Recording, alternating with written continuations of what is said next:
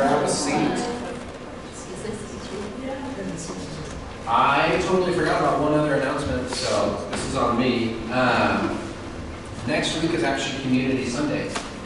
And so if you actually haven't come to a Community Sunday, the heart that we have as a church, we try to have it in our regular rhythm that we break from our normal Sunday morning gathering, traditional church style where you come in with worship and teaching, and really have a heart to just be the church together. So an opportunity to come together and share a meal together. For those of you that may have grown up in, I would say like a small Lutheran church or a small old school Baptist church, that have the potlucks after service and things like that. The heart really is to take that beautiful moment that happened at the end of those services and really build our community around them. And we see that Jesus did that a lot. A lot of the ways that he did his connecting with people was by coming around a table. And so we want to invite you guys to come next week. We sit around tables and share a meal together with the kids and everyone present, and then there's a short, usually we'll do like an interview where someone will share a testimony, and yeah, just have an opportunity to just kind of connect with one another, to pray for one another. And so that way you're not just coming and going, but that you can actually be a part of our church community and be known and loved and valued and cared for. Because at the end of the day, church is about much more than just hearing me talk for a really long time. So, and sing also for a really long time. So, I'm thankful to have you guys, and I hope you guys are able to make it out. It's always a really sweet time, and I hope you're able to join us.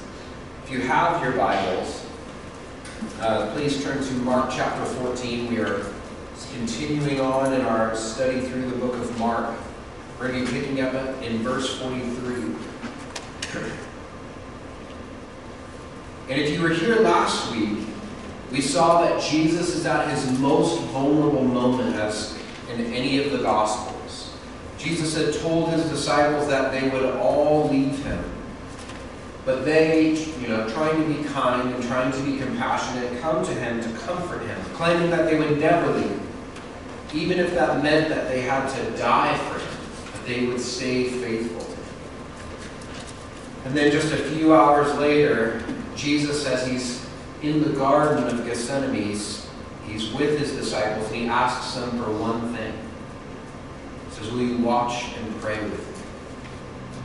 Can you stay up and pray with me? And they continue to keep falling asleep. And so with that, let's dive into our text, starting in verse 43. If you wouldn't mind, stand with me for the reading of God's Word together.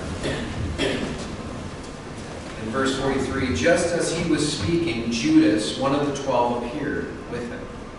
It was a crowd armed with swords and clubs, sent from the chief priests, the teachers of the law, and the elders. Now the betrayer had arranged a signal. The one I kiss is the man. Arrest him and lead him away under guard. Going at once to Jesus, Judas said, Rabbi, and kissed him. The men seized Jesus and arrested him. Then one of those standing near drew his sword and struck the servant of the high priest, cutting off his ear. Am I leading a rebellion, said Jesus, that you have come out with swords and clubs to capture me? Every day I was with you, teaching in the temple courts, and you did not arrest me, but the scripture must be fulfilled. Then everyone deserted him and fled. A young man wearing nothing but a linen garment was following Jesus. And when they seized him, he fled naked, leaving his garment behind. They took Jesus to the high priest, and all the chief priests and the elders and the teachers of the law came together. Verse 54, Peter followed him at a distance, right into the courtyard of the high priest. There he sat with the guards and warmed himself at the fire. The chief priests and the whole Sanhedrin were looking for evidence against Jesus so that they could put him to death, but they did not find him. Many testified falsely against him, but their statements did not agree. Then some stood and gave false testimony against him. We heard him say, I will destroy this temple made with human hands, and in 3 days will build another not made with human hands. Yet even their testimony did not agree. Then the high priest stood up before them and asked Jesus, "Are you not going to answer? What is this testimony that these men are bringing up against you?" But Jesus remained silent and gave no answer. Again, the high priest asked him, "Are you the Messiah, the Son of the Blessed One?" "I am," said Jesus. "And you will see the Son of Man sitting at the right hand of the Mighty One and coming on the clouds of heaven." The high priest tore his clothes. "Why do we need any more witnesses?" he asked. "You have heard this blasphemy. What do you think?" They all condemned him as worthy of death. Then some began to spit at him. They blindfolded him, and struck him with their fists and said, "Prophesy." And the guards took him and beat him. While Peter was below in the courtyard, one of the servant girls of the high priest came by. When she saw Peter warming himself, she looked closely at him. "You also were with that Nazarene," she said. But he denied it. "I don't know or understand what you're talking about," he said, and went out into the entryway. When the servant girl saw him there, she said to those standing around, "This fellow is one of them." Verse 70, and again he denied it. After a little while, those standing near said to Peter, "Surely you are one of them, for you are a Galilean." And he began to call down curses, and he swore to them, "I don't know this man you're talking about." And immediately the rooster crowed the second time, and then Peter remembered the word Jesus had spoken to him. "Before the rooster crows twice, he will disown me 3 times." He broke down and wept. The word of the Lord. Feel free to grab a seat. Everything that we've been studying in the book of Mark has been building to this moment. For when Jesus first enters the temple and begins to flip over tables and faces argument after argument as he's challenging these moments and the experiences of what the religious community had created at this point. As all of this is unfolding, Jesus' opponents become more and more solidified in their commitment to get rid of this Jesus of Nazareth. Because to anyone in any sort of power, Jesus was a problem for them. All of the tension that surrounded Jesus is coming to a head in this moment. And what we're going to be looking at this morning, we're actually going to be looking at this character arc of the Apostle Peter. Because it's widely accepted by the church fathers when we see the history of Peter's life, that Peter's actually, the way that he died is very unique. Because he's eventually killed and becomes a martyr for his commitment and his faith in Jesus by the Emperor Nero. And one of the things that's reported is that when they decided to kill Peter, they said, "We're going to crucify you just like your Lord." And Peter's response was, "I don't feel I'm worthy to be crucified in the same manner as Jesus." And so he asked if they would crucify him upside down. Which you have to admit carries an impressive amount of devotion and an intense amount of suffering that would have happened in dying that way. But maybe if you're like me, you can look and hear that story of how Peter dies, and you wonder, how does he end up in that place when we see him in this moment? Because when I read about the Peter in the Gospels, you can kind of find yourself asking the question, well, how does he become this? I mean, it was just last week that we see Peter coming to Jesus, and he's making these bold declarations of, no matter what opposes you, I'm going to be there. I'm going to follow you to the end, even if that means death. And Jesus' response is, Peter, you're going to deny me 3 times in less than 12 hours. You aren't even going to make it till the rooster crows twice this next morning. And as we read the story this morning, he doesn't follow him to death. At least we know that he does way later in his story. But this story that we're reading in this moment, we don't see that. Instead, we see a story of failure. Failure in the shadow of success, or failure in the shadow of faithfulness.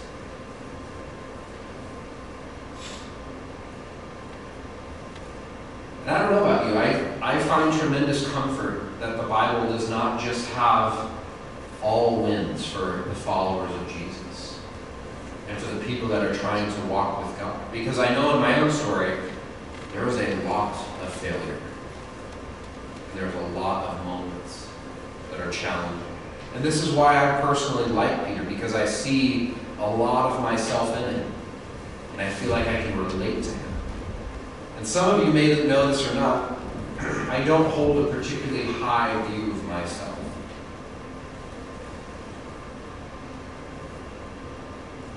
I understand and I know a good chunk of the scriptures. But where I usually struggle is this idea of who I am as a person. And not so much my identity, but the question of, am I a good man? A good friend of mine tells me pretty regularly that I am a good man. But to this point in my story, it's still something that I struggle with deeply in my core. And the reason I struggle with it is because I do see myself. I see the pride in my heart. I see the way that I've hurt those that I love that are around me. I know my own thoughts and things that rattle around in my own soul, my doubts, my fears, my jealousies, my anger. But most of all, when I think about it, when I ask the question, am I a good man, I see my failure. How I'm not hitting the goals that I really want to hit. The ones that are more important, than the number on a scale, or a PR on a run, or stacking a certain amount of weight in the gym, or a certain number in the bank account, or a title in my profession. So when the question pops up, am I a good man? Usually I'll laugh, because whenever I'm uncomfortable, I laugh. You can ask my wife, it's very true. We can make things really interesting sometimes, because there's a lot of moments when it's very inappropriate to laugh, but you can also be very uncomfortable. But usually I'll laugh and I'll respond with, I'm trying. And so this morning we see this story. We see the story of failure. And specifically we see it with Peter, but we actually see it riddled through the story. And we're going to look through the story and see the different ways that these people failed in this moment. And we're going to apply it to our own lives coming to the end. And maybe you're sitting here this morning, you're like, I did not come to church to just hear about failure. That sounds awful. Welcome to Boise Community Church. We're glad to have you. I'm here to give you a good pick-me-up this morning. But in all reality, I believe this story brings a tremendous amount of hope because it makes it very relevant and real in our lives, at least, and where we are walking today. Because I see in this story, it's one that gives me hope because it shows me that I'm not too far gone, that He can and is willing to still fix the parts of me that are broken, that He is still making me whole. And so I want to ask you this morning, before we fully dive in, is do you have a place that you feel like is broken? Is there a space that you need to hold to the Lord this morning? That He wants to meet with you in? Whether that's fear or doubt, trust. That He will meet you.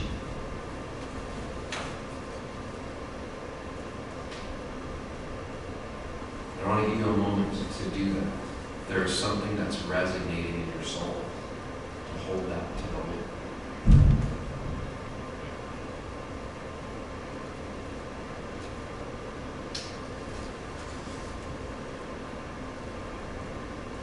In our story, we see that Jesus is being arrested. He's handed over by one of His own. And I think what it's important to note is how this happens.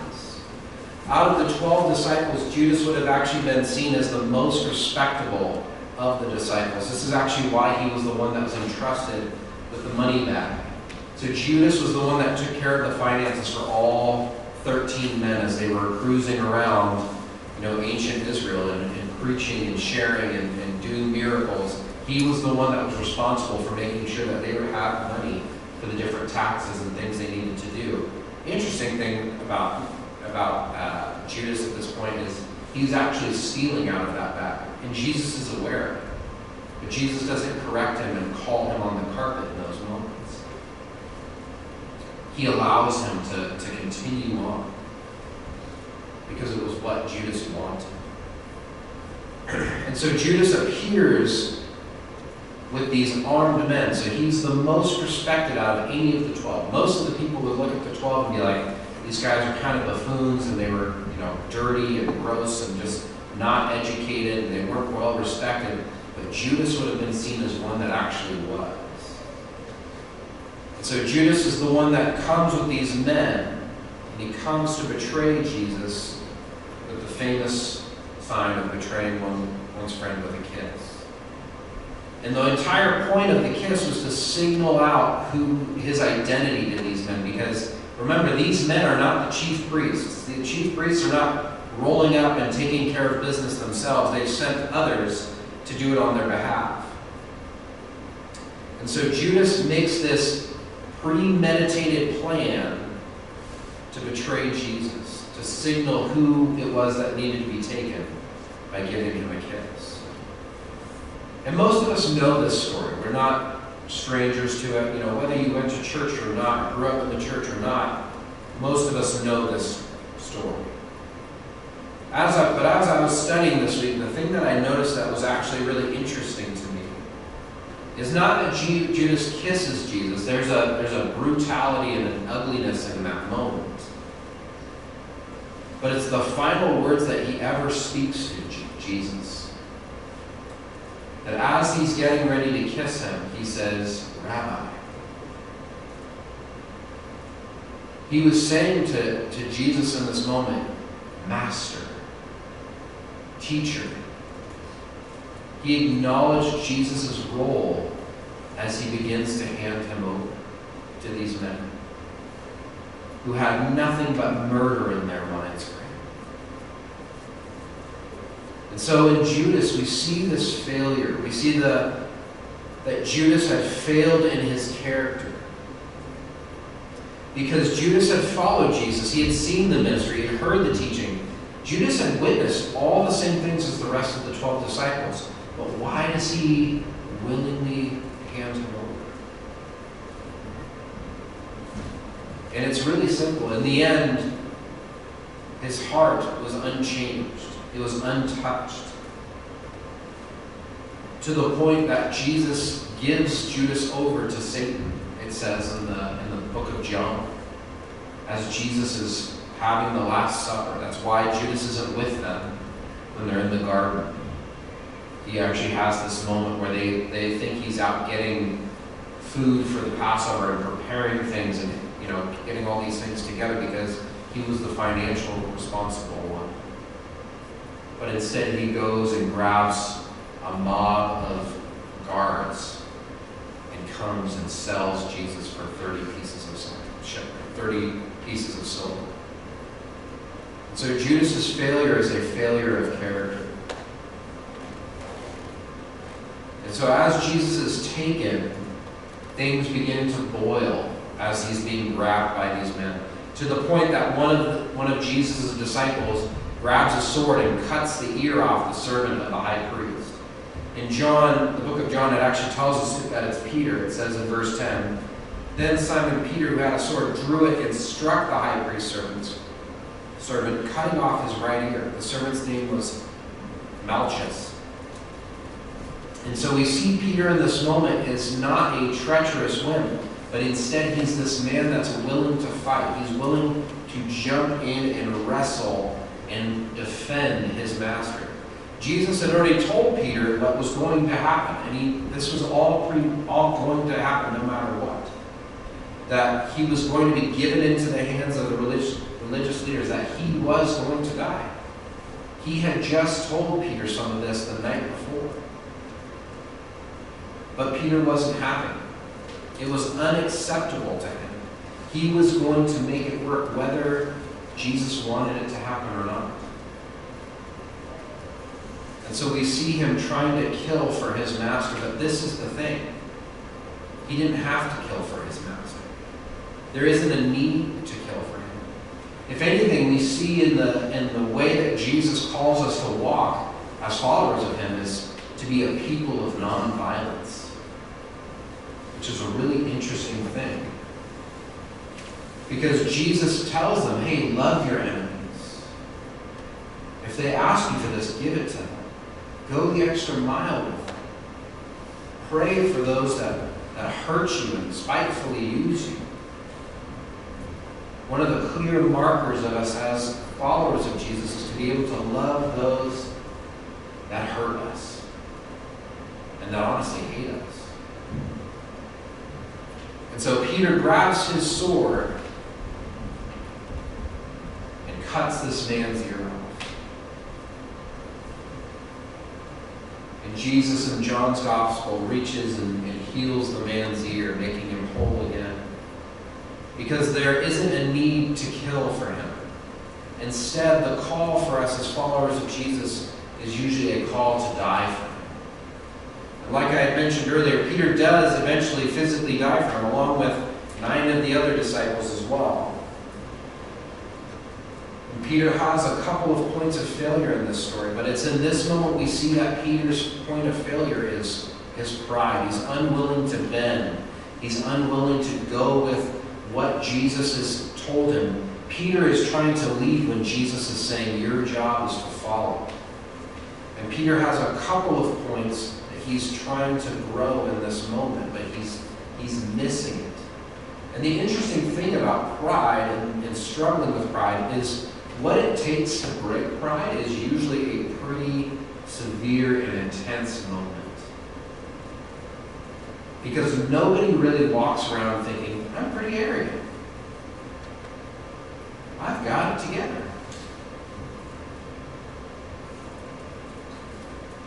Most of us, when we're in that place of pride, it really does look similar to what Peter is. I know in my own mind. It's the I'm right. I know I'm right.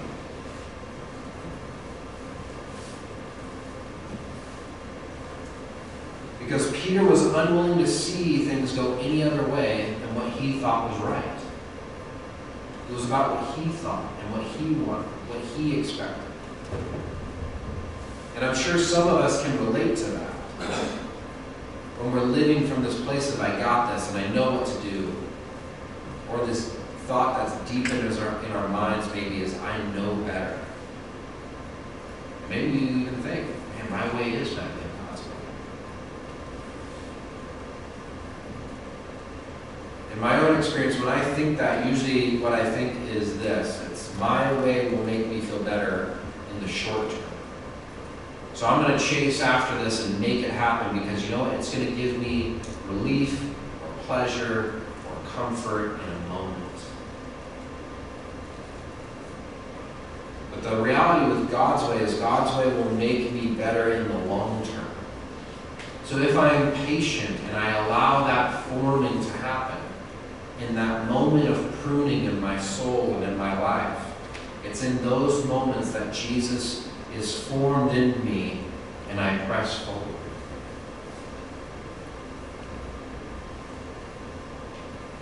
I always think it's interesting when I talk to people that go to the gym regularly.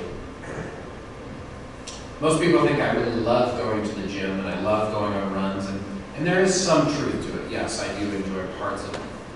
But I would say probably 70% of the time when I'm getting ready to head out the door, my thought is like, yes, I get to go and press my body to this point of exhaustion where I feel nauseous and I'm tired and I'm exhausted. But it's building something. It's pushing me to something better. And I press forward through the uncomfortable. Because I would say probably 70% of the time, I don't want to go to the environment. It's too cold, it's too hot, the sun's too cloudy, it's not sunny enough. There's always a reason. But it doesn't matter. In my mind, I just am like, if I'm sick, I'll run. If it's raining, I'll run. If it's snowing, I'll run. If it's 8 degrees, I'll go running. If it's 100 degrees, I probably shouldn't go. Because that's a little too hot. So, but Jesus is alone in this moment. So everybody at this moment, everyone leaves him and Jesus is alone. And there's this interesting note, and I'm curious if anybody noticed it, the guy that ends up naked at the end of the story, where everybody's running away and this guy's kind of wearing a linen garment, and somebody grabs him, and his clothes rip off him and he's sprinting away naked. If you think fleeing, there's not much more embarrassing way to run away than completely naked. What's interesting about that note, just as a small note, but I always think it's interesting to point out, that's actually the author of our book. This is Mark's humble way of placing himself in the story and showing that I was there. And so what's interesting in this moment is Mark is there, and as everybody's grabbing him and as this thing is unfolding, because you have to remember, it's not this picture perfect moment where Jesus is grabbed by these men and just kind of slowly walks away and the disciples are like, "Oh, Jesus." No, they're furious and they're angry and they're upset and they're trying to figure things out, and as they watch and they lose the ability to save him, essentially, they fall apart. And as they begin to run away, Mark's the one that's grabbed and his clothes are ripped off his body as he runs away. And then we find Peter following them again, but at a distance. Not staying too close, not wanting to get himself caught in trouble. And I don't blame him. I don't blame him for trying to follow at a distance, especially after what happens to Mark. And so the thing that's interesting is Jesus is brought into this place. He's brought in before the Sanhedrin. He's brought in before all the religious leaders. And he's put on trial in this moment. Everything in this moment is completely illegal. In our day it would be illegal, but it was illegal actually in their day. Because they had nothing to actually charge Jesus with. They brought him in because they didn't like him. They didn't like what he was saying. They didn't like what he was doing. They didn't like the power that he had over the people. They were scared of the ability that he had to bring the crowds to himself. And so they bring people before him, trying to constantly get people to point out what would make it worthy or make Jesus to be killed. But as they bring the people in, none of their stories make sense. They aren't coming together. Their testimonies aren't exactly landing in this moment. One of the interesting things is when you're in a courtroom, as you're giving your testimony, there is a moment where someone else will come across, they will cross-examine you. And the entire point of this moment, this cross-examination, is to completely take apart and ruin all validity of who you are and what you've said. To catch you in your words, to prove that you're lying, to show that you're not reliable, that you don't have a good memory, that you're not clear. And so as these men are coming forward and as they're all trying to actually proclaim the same thing, they're not able to find these witnesses that stories line up and agree with the history of what Jesus said and what Jesus did. Because even in what they said, part of what it is true. Yes, he did say, destroy this temple and I will raise it again in 3 days. But he doesn't talk about it being the physical temple. He's talking about his own body. And so none of their testimonies agree. They had no reason to take him at this point. So they start asking him lots of questions, trying to get him caught on his own words like they had done before. But Jesus remains silent this time. He's not arguing back. He's not trying to correct them. He knows that this is the hour. This is the point of why he came. That there is not a moment he could escape. But he willingly walks into this moment. And it's not until the high priest looks at Jesus and asks a particular question and he hears Jesus' response. Look at it with me. It's going to be on the screen. It's at the end of verse 61. Again, the high priest asked him, "Are you the Messiah, the Son of the Blessed One?" I am, said Jesus. And you will see the Son of Man sitting at the right hand of the Mighty One and coming on the clouds of heaven. And so it's in this moment they decide that we've got what we need. We see that the high priest begins to tear his clothes, which in Jewish culture, that was a way of great mourning. You would have this really dramatic response. Most cultures are not like the United States, where we're like very reserved and very proper. The English obviously a little bit more, but most cultures it's like there's this dramatic and there's this outflow, and that's what's going on with the Jews in this moment. They're absolutely furious because Jesus has put himself on the same plane as God, claiming to be God's Son, claiming to be God's Son sent to save the world. And it's always interesting because people will always say Jesus never claimed to be the Son of God. That's pretty clear right here that he does. And honestly, if Jesus never claimed to be the Son of God, they wouldn't have killed him. Who cares if a man is walking around healing the sick and telling people to live better lives? It's the fact that he is pointing to himself saying, I am the way, I am the truth, and I am the life. And so they have everything they need in this moment where they are saying, we are going to kill this Jesus. He's put himself in the place of God, and so they blindfold Jesus and they begin beating him. They're spitting on him, they're mocking him, they're punching him in the face. One of the other Gospels, it talks about how they're saying, if you are this great prophet, prophesy. Tell us who hit you. And these religious leaders, they failed to see. So what is the failure of these men as they're trying Jesus? They don't see him for who he really is. And whenever I read this passage, I think on that verse that Jesus attributed to the religious community in this period from Isaiah, where he says, be ever hearing but never understanding. Be ever seeing but never perceiving, from Isaiah chapter 6. They saw him visibly. They heard him. They knew what he said. But they didn't understand. They didn't perceive or actually know him. But what I think is interesting about this moment is that Jesus' prophecy, a prophecy that it was less than 12 hours earlier that he gives, is actually being fulfilled more than 12 feet away. Because in our story, while Jesus is being questioned in the courtyard in front of all of these people, Peter's there. He's crouched down by the fire with the guards that took Jesus. He hadn't completely left Jesus, but instead he's following from a distance and he's warming himself by this fire when all of a sudden the servant girl comes up to him. Hey, I saw you with Jesus, that Nazarene. I don't know what you're talking about. So that's his first one. That's his first no, right? So Peter moves into this entryway. He's obviously uncomfortable. He's like, this girl's coming on to me. I need to get out of here.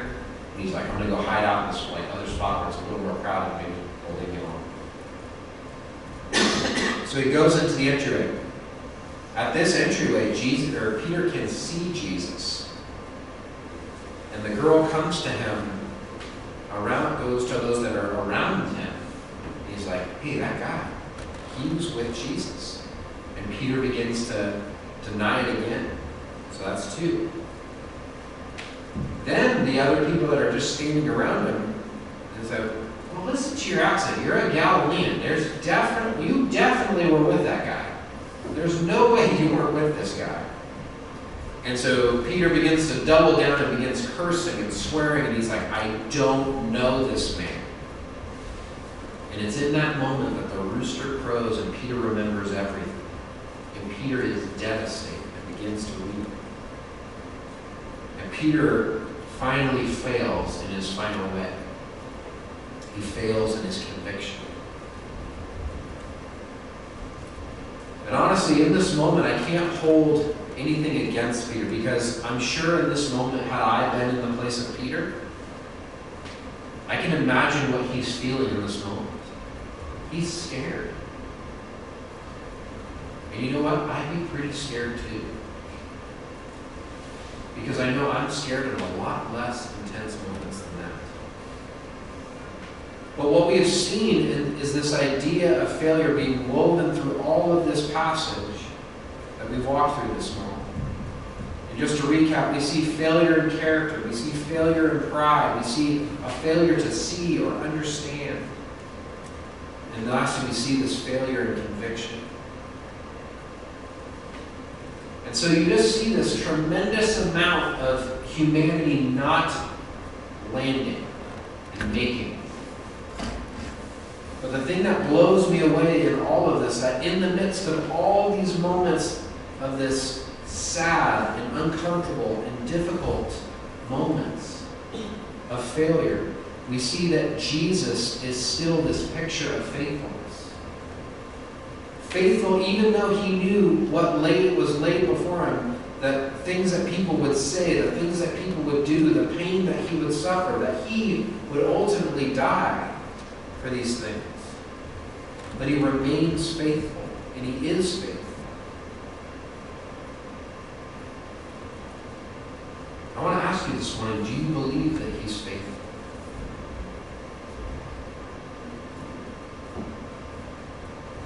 I believe that's a word just as much for me this morning as it is for you. Because it doesn't matter what my past has been or the things I've done wrong intentionally or not, or my doubts or my fears, because I'm not standing here on what I've done. I'm standing washed in the forgiveness of Jesus. Because Jesus is faithful despite the failures of mankind. That's the gospel that we hold on to. All failures of mankind. It's the past, the present, and the future. And maybe you're like me and you're looking at this story and you're like, well, what about Peter? How do I not end up like that? Where I allow my moment, the circumstances of what I'm walking through, because Peter had no control in these moments. And honestly, control is such a fake thing that we think we have. How do we not end up like Peter when we get the devastating phone call, or the difficult email, or the hard conversation, or we walk through our worst fears? How do we not allow our convictions to fail us in those moments?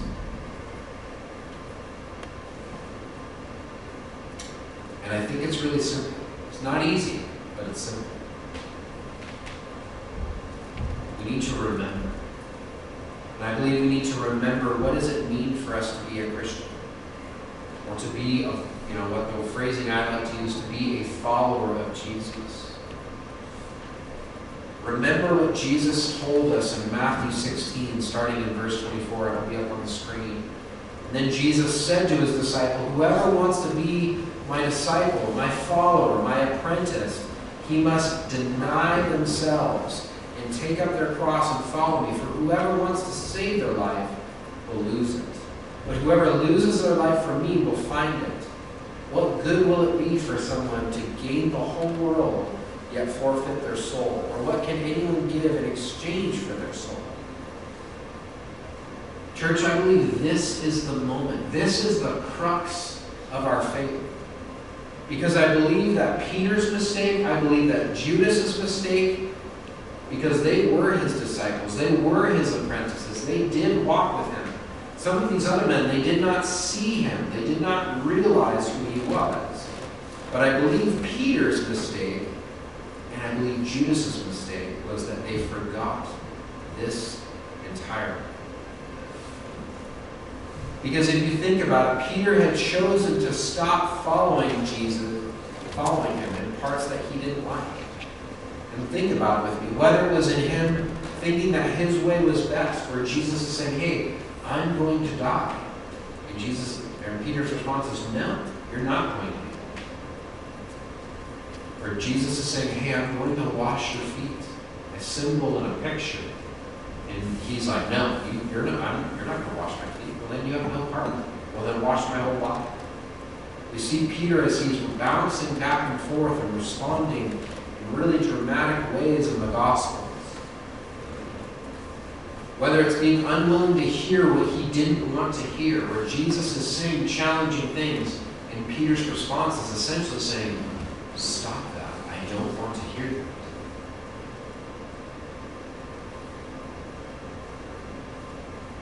It's a pretty bold move to tell God to stop talking. But the thing that's interesting about this is that I think a lot of us do this without realizing it. Because we can look at Peter and be like, Peter, you're so foolish. But what if God's saying, hey, I want you to put this thing down. I want you to stop doing this particular hobby. Or I want you to stop chasing after this thing.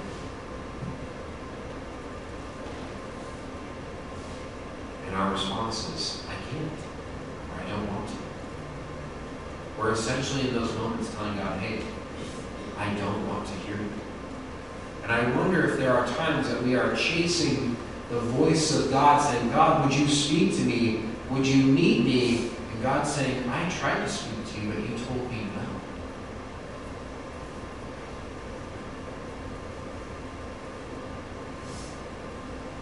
And lastly, maybe it was Peter in his example, whether it was him being unwilling to do or go where Jesus didn't want him to.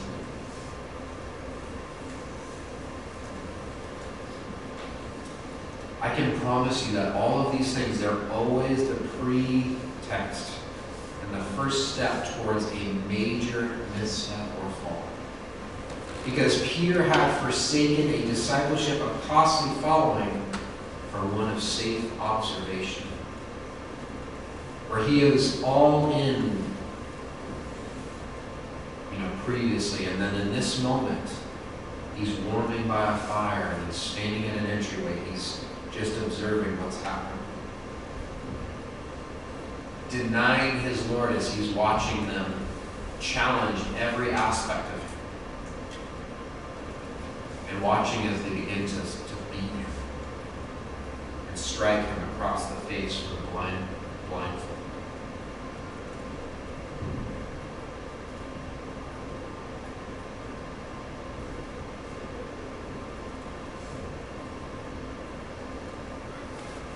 The question really that needs to be answered is, will I follow Jesus where he takes me? Will I follow in the path that he leads me? And will I follow his way of life? Being able and willing to let go of what my expectations are, or will I settle for what is easy and comfortable? And that's what I want to close with this morning, church. I believe Jesus has things for each of us this morning. But sometimes we have to be willing to deny ourselves to walk in the way that he is calling us. Because that is our first responsibility as a Christian or as a follower of him. It's just that, to be a follower. And so in the quietness of your heart this morning, I want to ask you the following question. What do you follow?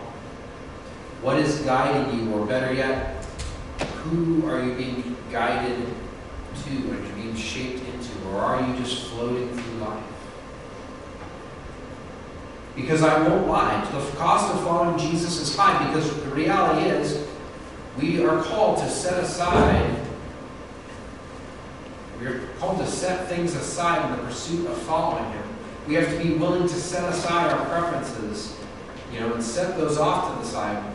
Really, we start by reading the Bible to see who Jesus actually is, to know who he is, and what he's like, and how he interacts with people. And then we begin to realize that there are parts of our lives that need to change. We cannot hold on to the bitterness of the past and the ways that people have hurt us, and this frustration and anger and jealousy, this hatred. Instead, he calls us to love our enemies and to pray for them. He calls us not to hold on to the pleasures of lust of, hey, I deserve this, or I want this, and have earned this, but to be a person that controls their eyes and their hearts and their minds. We're no longer called to be a people that just speak carelessly, because we see that the power of life and death are held in the power of the tongue. Most people think that following Jesus, his goal is to take away all pleasures in your life. But that's not really the deal. Jesus doesn't care if you have a beer with your friends. He doesn't care if you smoke a cigar. He doesn't care that I get tattoos. He cares about what's going on deep in your soul. He doesn't care if you're dancing. You know. Jesus cares about the things that are left in your heart and lives too long. They will hurt you and they will hurt those around you. And Jesus invites all of us to follow him, to make that decision that we will follow him above all else. And as we follow him, we will begin to see these things that are toxic to our own soul, and we will slowly watch them fall away. This is the beauty of the gospel, that whether you feel like you've got it together or you don't, if you are a follower of Jesus, he has you and he holds you in the palm of his hand. One of the verses that I hold very near and dear to my own heart is from 1 John, and it's 1 John chapter 3, verse 20. It says, "If our hearts condemn us, we know that God is greater than our hearts, and he knows everything." If my own heart condemns me, he has me. Because he's greater than my heart. He's greater than my mind. He's greater than my greatest success. He's greater than my most terrible failure. It isn't about what we feel in the moment. Because Peter has a pretty noteworthy failure, and he's crushed as he realizes everything has happened the way that Jesus said it would. But here's the other side of what I love about Peter. Because I acknowledge, yes, he has this moment. He speaks too confidently, but he is also the first to acknowledge that Jesus is the Son of God. He is terrified in the boat, but he's also the one that asks Jesus to walk out on the water, while the rest of them are just cowering in this boat that's being ripped apart.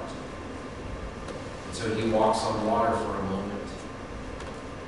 He says that he's willing to die for Jesus, and then he denies him pretty terribly. But eventually he does die for him. And this is the thing about failure. The invitation for each of us this morning is just this: to follow him, to follow Jesus. Being willing to be inconvenienced, being willing to be uncomfortable, to walk the hard road, being willing to fail. Because failure isn't the end. Because the beauty of the gospel is that he's not just saying, I have something beautiful for you in this life, but I have something beautiful for you in the resurrection. And so maybe hold on to this hope this morning, that we are not defined by our failures if we do not allow them to be the defining moments. But if we allow ourselves to be shaped to something future, something better. I'll close with this quote from Denzel Washington. He was speaking at a college commencement address, and he was talking about trying. And he said, some of you are going to be so afraid to try to do anything because you'll be so scared of failure. And he told this story about his mom. He said, there was a time where my mom came to me and said, Denzel, you need to go and you need to fail. You need to fail. And she said, you'll never have what you don't already have unless you try what you haven't tried yet. And to try is to fail. So may we be a church that is willing to try. To try to walk with Jesus through the difficult moments as we wrestle with the hard moments of our lives, trying to hear Jesus in a life that feels busy and chaotic and stressful. May we try to remain faithful in our spirits as we walk with Jesus each and every day, knowing that we are not defined by our efforts, but as we try to be faithful because of the beauty of who He is that we are following. So, with that, I'm going to pray, and I'm going to read a benediction over you, and then I'll let you guys go. The table is open if you want to respond and you just want a moment to come to the table and to receive communion. Feel free to do that. There's no rush. I acknowledge that many people have busy lives and things to do, and so I just want to pray and read the scripture. And so, Father, I just lift up each person in this room. Lord, I pray that whatever you have for each person, Lord, that your word would soak deep into our souls. Lord, if there are those of us in this room that are wrestling with failure, that are wrestling with this idea of not being enough, Lord, I pray that your gospel would feel like this sweet balm for us. And not just a way of just calling us into your presence, but Lord, a call upward to walk alongside you, not to just be a patient observer, to be comfortable in those moments, but to be willing to get in the game, to be willing to step in, to walk alongside you in the beautiful and the uncomfortable. And so, Jesus, I just pray for each person in this room. I know there are stories in this room where there are people that are walking through tremendously stressful moments, and there are people walking through beautiful, joyous moments. And so, Lord, I pray that your word would be a balm for all of us, that it would be this salve that would make us feel your peace in your presence, that we would sense your love for us. And I pray that you would meet with each one of us. In Jesus' name. Amen. So the benediction I want to read over each of you this morning is from Jude. It's verses 24 and 25. It says, "Now to him, being Jesus, who is able to keep you from stumbling, and to present you blameless before the presence of his glory, with great joy, to the only God our Savior, through Jesus Christ our Lord, be glory, majesty, dominion, and authority before all time, and now and forever. Amen." May you go in peace. May you go in love. And I appreciate you. Have a wonderful week.